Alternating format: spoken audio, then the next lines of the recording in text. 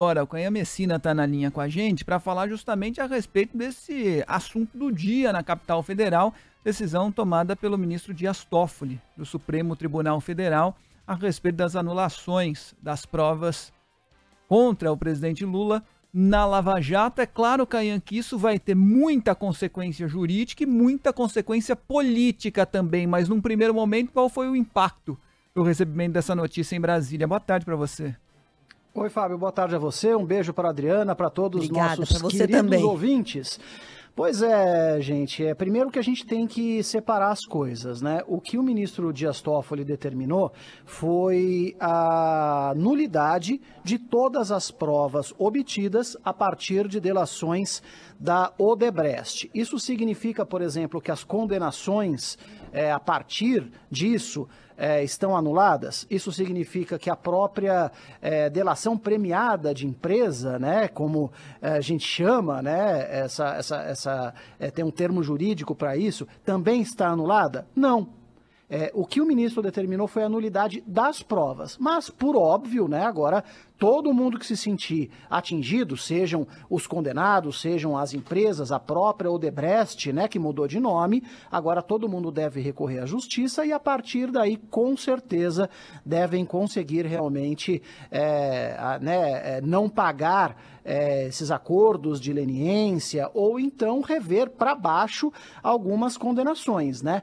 Lembrando que o ministro, ele disse basicamente o seguinte, que essas provas, elas são imprestáveis, segundo ele, por terem sido obtidas por meios heterodoxos e ilegais, né? Então, a gente precisa também ressaltar, né, aquela história toda, e a partir de 2016, né, esses acordos foram fechados entre 2016 e 2018, vieram de um departamento de propinas, né, da construtora.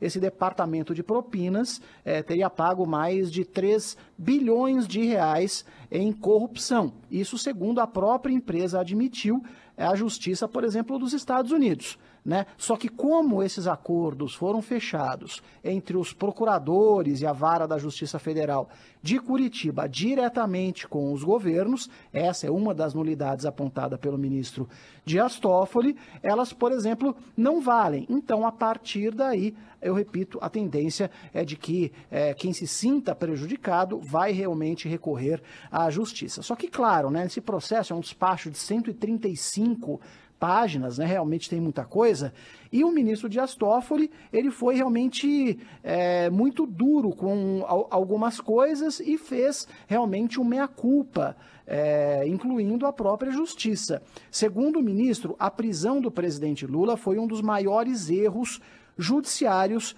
da história do Brasil.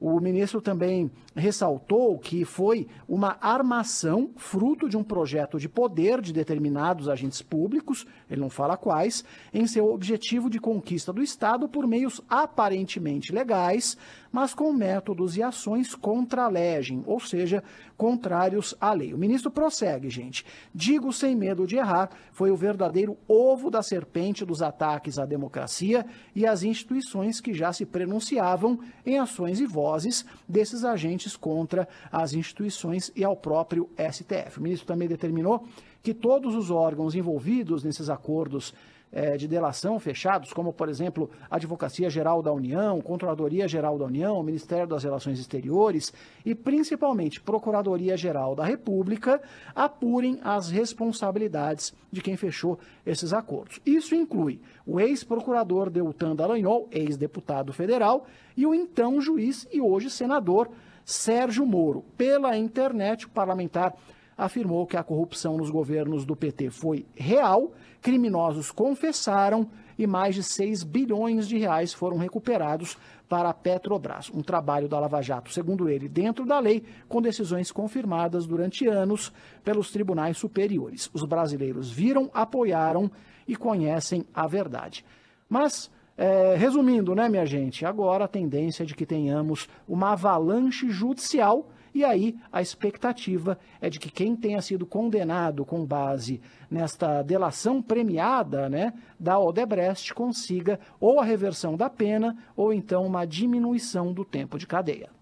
Caian, um longo texto, né, 135 páginas, como você disse, muito do que escreveu o ministro Dias Toffoli, ele expressa ali opiniões, as convicções, inclusive políticas dele, quando ele diz o maior erro da história, o ovo da serpente dos ataques à democracia. Então a gente tem que separar o que é opinião e convicção política do ministro do que é decisão que vai gerar efeito. E é sobre essa decisão que daqui a pouco a gente vai continuar, inclusive, falando aqui no Entre Nós, que é do ponto de vista jurídico o que acontece daqui para frente, porque o fato é que, além de toda a opinião e convicção política do ministro, tem a decisão de anular esse acordo de leniência da Odebrecht e todas as provas que foram decorrentes, né, desse acordo, todas as condenações que foram decorrentes desse acordo. Para a gente finalizar, Caian, é claro que, sendo um assunto que polariza as discussões aqui no Brasil, já desde as eleições de 2018, as de 22, novamente a gente vai ter esse debate quente, aquecido aí entre os polos opostos. Mas o fato é que é mais uma vez o Supremo, agora na figura de um juiz, que é Dias Toffoli, confirmando de que houve corrupção, uma vez que houve inclusive confissão, como você disse, mas as provas, o acordo de leniência, eles não foram obtidos dentro da lei. Eles não foram adquiridos seguindo os trâmites legais. Vários erros, várias falhas inconstitucionais foram cometidas e, por isso, toda a investigação e toda a condenação praticamente vai sendo colocada no lixo. Sem dúvida, né? Isso já aconteceu com o ex-presidente Lula, né? Bom que a gente lembre que algumas provas realmente foram anuladas, né? Nessa questão da Lava Jato, inclusive com suspeição do então juiz Sérgio Moro, e isso permitiu que o presidente Lula pudesse concorrer e ganhar as eleições, né? Então a gente não está falando de uma ação qualquer, né? A Lava Jato, como você bem frisou, Adriana, virou um símbolo no Brasil, né? A gente tem os lavajatistas, os contrários à Lava Jato, e aí as pessoas acabam virando, né, como se fosse uma torcida de futebol, né? Quem é contra excessos da Lava Jato acaba automaticamente virando uma pessoa favorável à corrupção, né? Quem é a favor do que a Lava Jato fez, né? Por exemplo, recuperação de ativos no mundo todo, ou seja, dinheiro, é automaticamente a favor de punições contra a lei, né? Ou seja, a gente não está falando de nada disso, a gente está falando de uma questão técnica. Houve excesso? Houve. Houve uma delação que foi realmente, né, um acordo de leniência que foi feito, segundo o ministro, com bases ilegais? Houve. A partir daí, o que se pretende, do ponto de vista legal? A anulação das provas, né? Ou seja, se alguém realmente quer condenar alguém no Brasil, que isso seja feito com base, né, na nossa ordem constitucional, né? Porque, afinal de contas, né, é bom que a gente lembre, o Ministério Público pode muito, mas não pode tudo, não. Caian Messina, obrigada demais pelas informações. Qualquer novidade, aciona a gente aqui. Antes de uma Lava Jato, existe uma Constituição, né? A gente fala daqui a pouquinho mais sobre isso. Obrigada, querido.